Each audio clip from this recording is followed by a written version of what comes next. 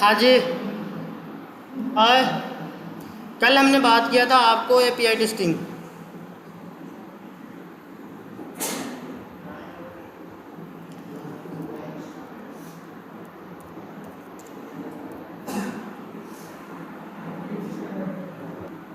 देखो application programming interface. अब देखो एपीआई क्या होती है। एपीआई क्या माने it mean the client and server की बीच की एज ए मीडिएटर होता है। जितनी भी बिजनेस लॉजिक होती है सब एपीआई के अंदर लिखी होती है। जितने भी कंडीशन होते हैं सारी चीज़ें होती हैं as A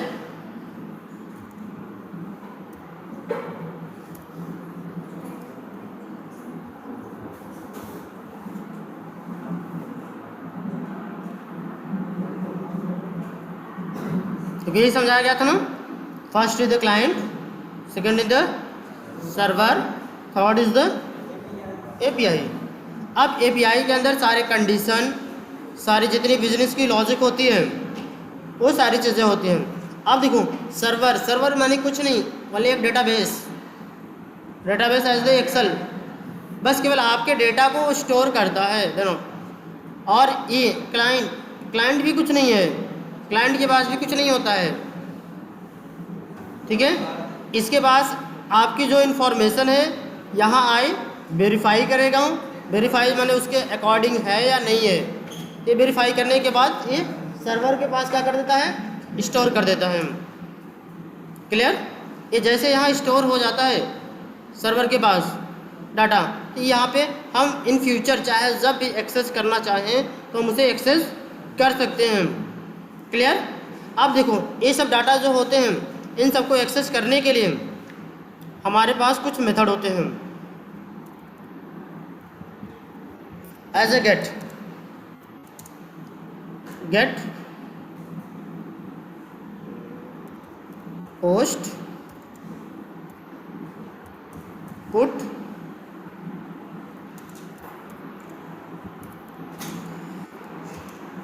delete and then after is the patch। ठीक है। ये वैसे देखो मोस्टली ये चार मेथड है हमारे पास। एक मेथड हमारा पैच है। देखो गेट, जैसे हम क्या है डेटाबेस, ये हमारा डेटाबेस है। सपोज करो ये मेरा क्लाइंट है, क्लाइंट से हमने कोई एक फॉर्म बनाया, फॉर्म को एप्लीकेशन पूरा कंप्लीट किया, कंप्लीट करने के बाद सक्सेसफुली हो गई, it mean the 200 code is the done. ये एपीआई भी पास कर दिया तो ये डेटाबेस में आके सारा डिटेल स्टोर हो जाएगा कि नहीं। जैसे अब यहाँ पे सारी डिटेल हमारी स्टोर हो जाती है, जो भी नेम हो, एड्रेस हो, मार्क हो, मोबाइल नंबर, कॉन्टैक्ट नंबर, चाहे जो भी हो, एवरीथिंग सब स्टोर हो गया ना। अब इस डिटेल को यदि हम देखना चाहें या फिर से चेक करना चाहें तो हमें कौन सी मेथड परफॉर्म करनी पड़ती है, गेट। गेट से क्या है, हमारी जो इन्फॉर्मेशन होती है,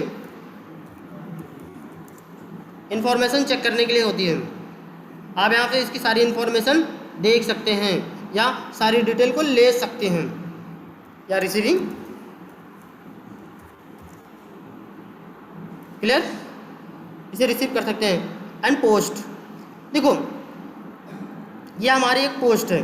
पोस्ट माने इट मीन द, सपोज करो हमने यहाँ पे कुछ ऐसे टास्क हैं, हमने क्लाइंट के थ्रू कुछ ऐसे मेथड परफॉर्म कराने हैं जो कि कुछ वैल्यू भेजना है, एज ए न्यू क्रिएट करना है, ठीक है। अगर हमें कोई चीज़ क्या करना है, अगर न्यू बनाना है तो हम कौन सा मेथड परफॉर्म करेंगे, पोस्ट मेथड।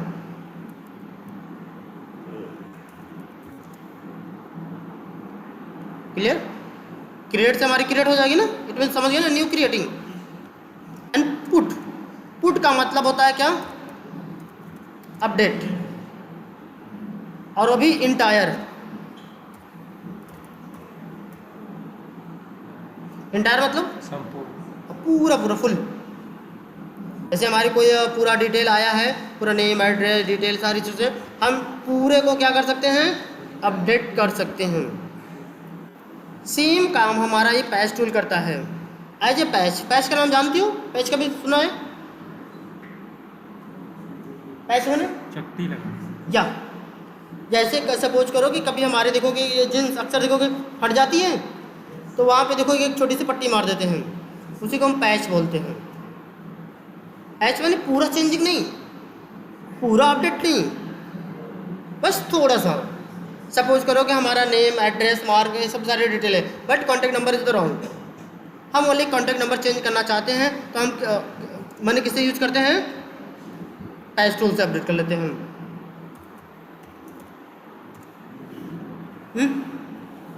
अपडेट गलती हो गया क्या? चलो हो गया, देख लेना। अब हो गया ना? अब देखो, अब डिलीट तो जान ही रहे हो, अगर जो डिटेल हमारी है उसको क्या करना है, डिलीट करना है तो डिलीट कर सकते हो। ये देखो मोस्टली हमारे पास ये चीज़ें हैं, 4 मेथड है, एक मेथड हमारा पैच भी है। देखो अब इससे जो हमारा ये पुट है, पुट मेथड जो होता है इसे हम फुल्ली कर लेते हैं और पार्सली भी कर सकते हैं। पार्सली का मतलब आधा पैच का वर्क, क्योंकि क्या है कुछ लॉजिक उसमें लगा करके हम इसके थ्रू भी इसका भी वर्क परफॉर्म करा लेते हैं। इसलिए पहले हमारे पास कुल टोटल 5 मेथड कम्प्लीटली थे, बट अब इस समय हमारे पास 4 मेथड से ही हम काम कर लेते हैं। अगर हमारे पास माइंड ना हो तो हम पैच टूल यूज करते हैं, और अदरवाइज हम 4 मेथड से काम कर लेते हैं। तो ये हमारे पास 5 हैं। पाँचों क्लियर हुआ? Get, it mean the all values the received. Post, it mean the new account या new everything is the create.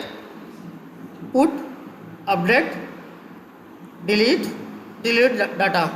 अब ये डिलीट कहाँ पे होता है? डेटाबेस। कहाँ करेगा? सब डेटाबेस से करता है। जैसे देखो ये इंफॉर्मेशन रिसीव कहाँ से होगी? From database, dB. डीबी का मतलब डेटाबेस। अब देखो ऐसे क्रिएट करेगा, कहाँ क्रिएट करेगा? डेटाबेस में। ये अपडेट कहाँ होती है? डेटाबेस से होती है, डेटाबेस में होती है। इतनी चीज़ें क्लियर हुई? इसको समझने में किसी को कोई प्रॉब्लम? इस एपीआई को भी समझने में कोई दिक्कत? एपीआई क्या चीज़ है? देखो क्लाइंट के थ्रू रिक्वेस्ट जाती है, ये रिक्वेस्ट यदि सही है तो ये सर्वर के पास जाएगा, सर्वर से यहाँ से तब रिस्पॉन्स मिलेगा। इस रिस्पॉन्स को सीधा डायरेक्ट ट्रांसफ़र कर देता है क्लाइंट के पास, जो भी जिस करके आप रिस्पॉन्स दिए हो। अभी तक जो जितने भी ऑनलाइन वर्क करते हो इतने ही काम करते हैं ना। कोई इन्फॉर्मेशन लेते हो, कोई चीज़ उसमें नहीं जोड़ते हो, या कोई चीज़ रॉन्ग रहती है उसे सही करते हो, या कोई चीज़ एक्स्ट्रा ऐड हो गई है उसे हटाते हैं। इसके अलावा और कोई वर्क होती है ऑनलाइन पे? आई थिंक कोई एप्लीकेशन देख लो, जैसे आज कुछ है, हम तो यही मोस्टली हम यूज करते हैं। किसी चीज़ को ऐड करना, किसी चीज़ को हटाना, नया लाना, और तो कुछ है नहीं। बाकी अब उसी के सहारे सब चीज़ चलते हैं। जितने एप्लीकेशन हैं माने वेब से संबंधित। इसमें किसी कोई क्वेश्चन नहीं है ना?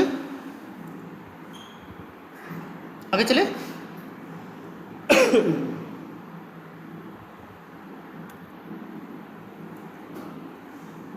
जैसे देखो सपोज करो हमें क्या ओपन करना है, गूगल, www.google.com। गूगल की साइड है ना, www का फुल फॉर्म, इसका फुल फॉर्म हाँ वर्ल्ड वाइड वेब, ठीक है। हाँ अभी देखो इससे हमसे कोई मतलब नहीं है, इट मीन एपीआई से कुछ का लेना देना नहीं है कि मुझे क्या है क्या नहीं। हाँ अभी देखो ये है हमारा, ये एक साइड है, क्या है साइड, यही इसे अभी लिखते हैं। सपोज करो अभी मैं इसे कॉपी पेस्ट कर रहा हूँ, कॉपी किया मैंने, उठा करके यहाँ पे क्या कर दिया, इसे पेस्ट। ये देखो ओपन हो गया। लेकिन अब मैं इसको फिर से कॉपी कर रहा हूँ, कॉपी करने के बाद यहाँ इसके नीचे रख रहा हूँ। है तो नहीं यार, किसी और पे क्लिक करके देख लेते हैं थोड़ी सी। अब कॉपी करते हैं, देखो यहाँ देखो, अभी इतने को अभी हम नहीं देखते हैं, ठीक है, इतने को अभी हम हटा देते हैं। देखिए ऊपर वाले में मैंने कॉपी किया था, ये ऑप्शन नहीं आया था, इसलिए मैंने अभी इसको भी रिमूव कर दे रहा हूँ। ठीक है। अब देखो हमने सेम ऑप्शन परफॉर्म किया, बट जब मैंने यहाँ से कॉपी किया तो हमारे पास ये ऑप्शन थे, बट जब वहाँ से मैंने कॉपी किया तो इतना ऑप्शन देखो ये बढ़ गया, बढ़ा कि नहीं। अभी देखो जो ये ऑप्शन है इतना, इसी को हम क्या बोलते हैं, URI।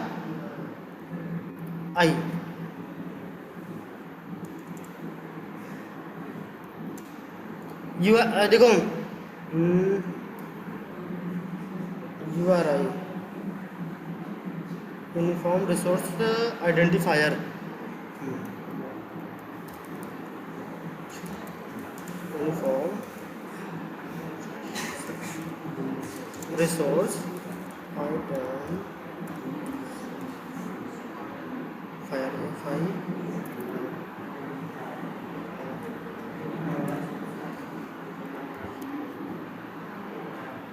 मिस्टेक हो गया क्या, चेक कर लेते हैं।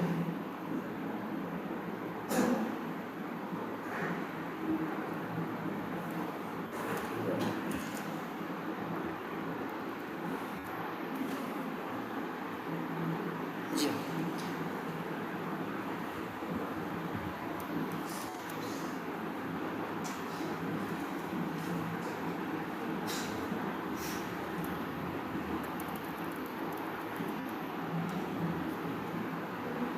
ठीक है। ये देखो ये क्या है हमारा URI, इतना ही बस, या इसी को हम बोलते हैं डोमेन, DOMAN। इसी को हम क्या बोलते हैं, डोमेन। इतने को ही हम डोमेन बोलते हैं। अब बचता है CS, थोड़ी सी साइडों को हम ऊपर कर लेते हैं।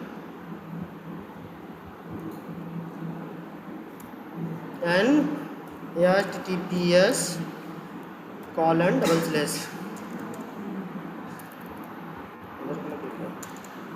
अब देखो अब इसको हम क्या बोलते हैं, प्रोटोकॉल। इसको हम क्या बोलते हैं, प्रोटोकॉल या और होस्ट। इसी को हम क्या बोलते हैं, प्रोटोकॉल बोलते हैं या होस्ट बोलते हैं, जो भी नाम यूज कर लो। अगर होस्ट कहते हैं यही कुछ नहीं है, केवल ये क्या है, HTTPS है। अब देखो HTTPS का full form hyper text transfer protocol. Yes से क्या होता है, सिक्योर, सिक्योरिटी। क्लियर। तो देखो अगर इसमें यस ना लगा हो तो क्या होता है, ये सिक्योर नहीं है, बट अगर यस लगा दो तो क्या हो गया, सिक्योर हो गया। क्लियर। अब देखो इस पूरे को मिलाकर अब हम क्या बोलते हैं, इसे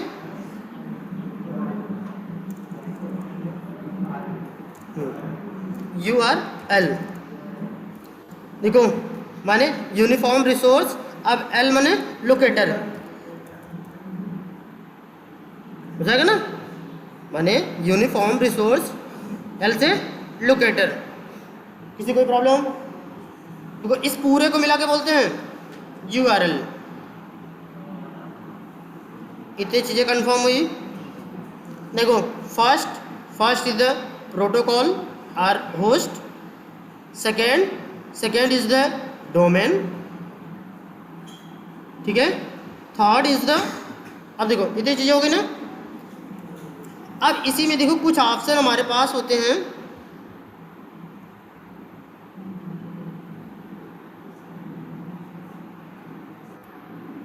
स्लैश, इस स्लैश से इतना देख रहे हो, इसको हम क्या बोलते हैं, पाथ। सपोज करो मैं क्या ओपन कर रहा हूँ, क्या हाँ ये देखो मैंने इसको ओपन किया, इट मीन द, यहाँ पे मैं गया, सपोज करो लोकल डिस्क D और C, go any folder, go any folder and here is the C colon and slash, it means that this is the path, path कह लें या फोल्डर कह लें। क्लियर? जितने भी स्लैश लगा के हम बढ़ते हैं उन सभी को हम क्या बोलते हैं? फोल्डर। एज इट देख लो दूसरा, जैसे यूज़र या डेल, डेल के अंदर सबरेट। अब देखो यहाँ पे दिख रही इधर, ये देखो फोल्डर, फोल्डर के अंदर फोल्डर, फोल्डर के अंदर फोल्डर, फोल्डर के अंदर फोल्डर, बहुत सारे फोल्डर है ना। तो ये सभी क्या है? पाथ। क्लियर? अब इसी चीज़ को हम बोलते हैं, ये चीज़ें देखो स्लैश है ना, IMGPH जो भी हो, क्या लिखा है उससे मुझे मतलब नहीं है, बट अगर ये स्लैश लग गया, यही चीज़ें इतनी, तो क्या होती हैं? पाथ या पाथ पैरामीटर। क्लियर? अभी कितने लगे हैं ये इससे नहीं मायने रखता। अगर सिंगल स्लैश है तो हम उसको क्या बोलेंगे? पाथ। इतनी चीज़ समझ में आई? नेक्स्ट,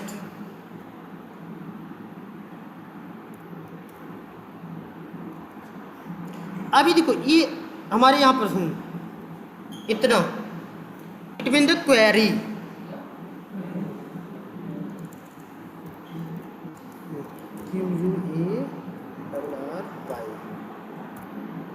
ठीक है, क्वेरी, इसे क्या बोलते हैं? क्वेरी या क्वेरी पैरामीटर, इसको पैरामीटर, इसे हम पाथ पैरामीटर कह सकते हैं, इसके हम क्वेरी पैरामीटर। देखो path parameter it mean the slash. Clear? Query parameter after the start the question mark.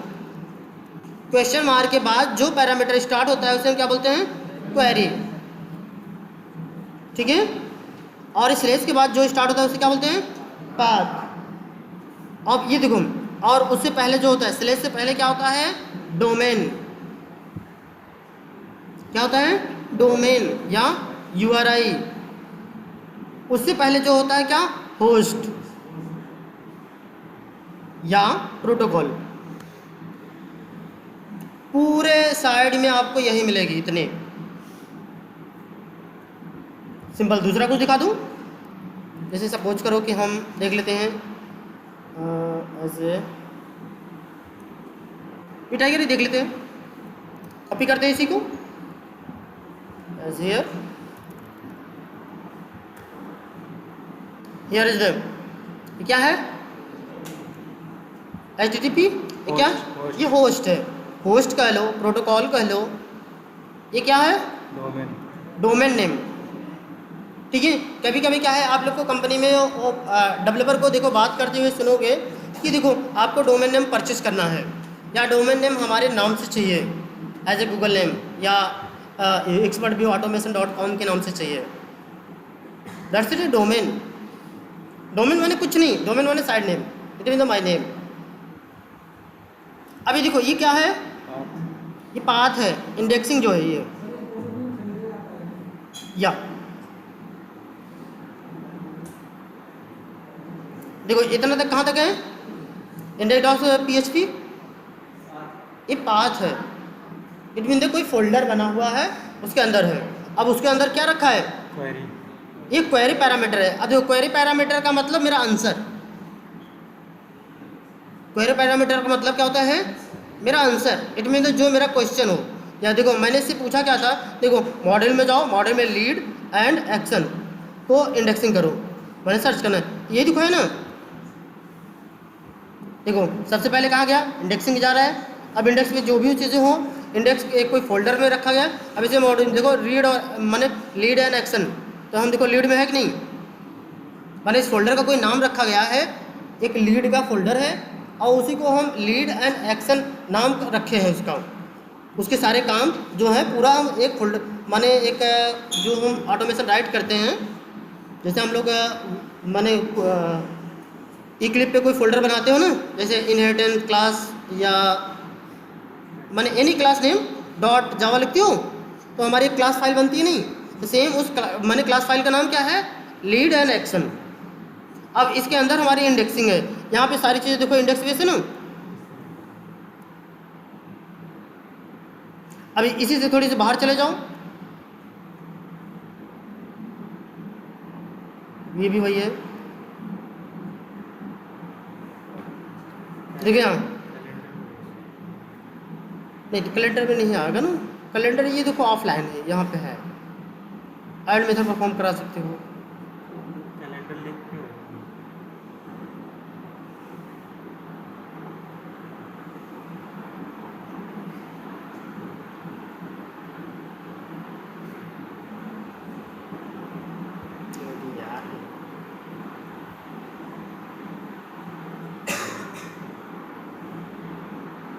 देखो मैंने लमसम सब में देखो ये मॉड्यूल करके एक फोल्डर बना हुआ है, मैंने उसका जो नाम है उसके अंदर ही सारी चीज़ें हैं। ये इंडेक्स बेसिस सब में स्टार्ट है, या कुछ ऐसा है जिसमें कुछ डिफरेंस हो, किसी पर भी क्लिक कर ले। देखो यहाँ पे कुछ चेंजिंग हुआ स्टार्ट करके, इसमें भी बट वही सब आए।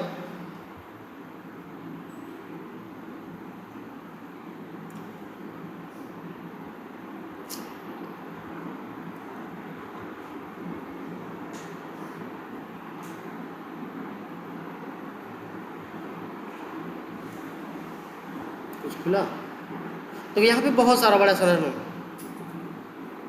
दिख रहा है इसमें। यहाँ पे जो HTTPS है पहले लगा हुआ है, उसके बाद ये क्या है डोमेन है, डोमेन के बाद देखो पाथ दिया गया index.php कोई फोल्डर का नाम दिया गया है। फिर देखो मॉड्यूल माने यूज़र एंड एक्शन, माने इसमें देखो यूज़र के सारे एक्शन हैं। इट मीन यहाँ से हम पासवर्ड बना सकते हैं, पासवर्ड दे सकते हैं, नया यूज़र क्रिएट कर सकते हैं, क्योंकि देखो सारी चीज़ें किसके बारे में है, यूज़र के बारे में है।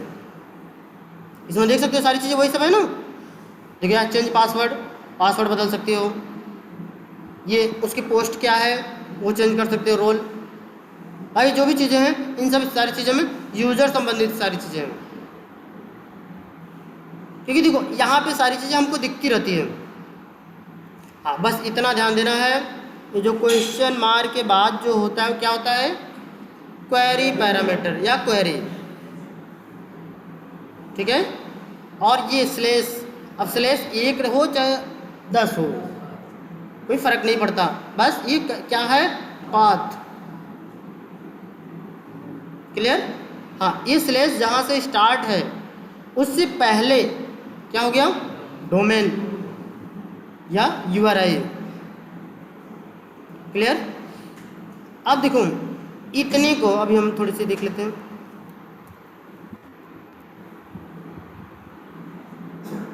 या तो यहाँ कॉपी तो था, देखो इसको देखो हम क्या बोलते हैं URI, और इतने को हम क्या बोलेंगे,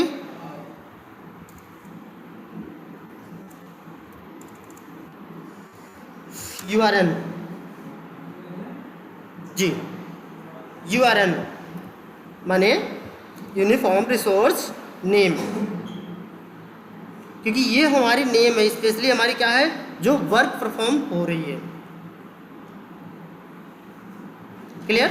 और हम पूरे को क्या बोलेंगे, URL, it mean the locator. नहीं समझ में आई किसी को, कोई ऐसा है जिसे नहीं समझ में आई अभी तक, एनी क्वेश्चन।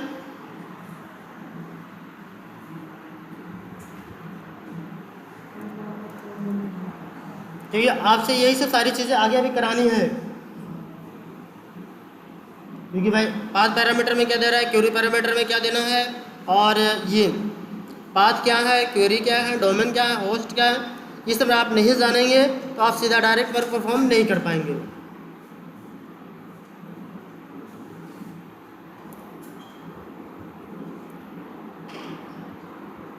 बाकी तो स्टेटस कोड बता ही दिए थे, क्या स्टेटस कोड 200 400 500 क्या, उसमें तो कोई दिक्कत है ही नहीं। से ये www